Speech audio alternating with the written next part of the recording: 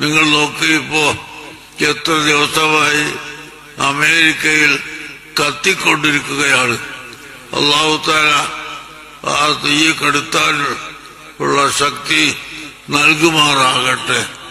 ആരും അതിനൊന്നും സന്തോഷിക്കാൻ പാടില്ല.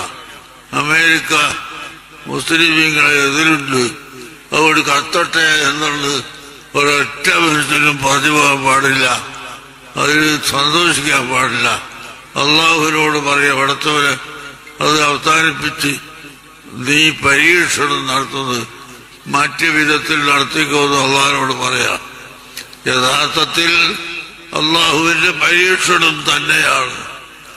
എന്താണ് അവിടുത്തെ പ്രസിഡന്റ് പ്രഖ്യാപിച്ചത്? അടുത്ത ദിവസം ഗസയിൽ ഉള്ള ആളുകളെ മുഴുവനും ഞാൻ ചുട്ടുകരിക്കും എന്നായിരുന്നു പറഞ്ഞത്.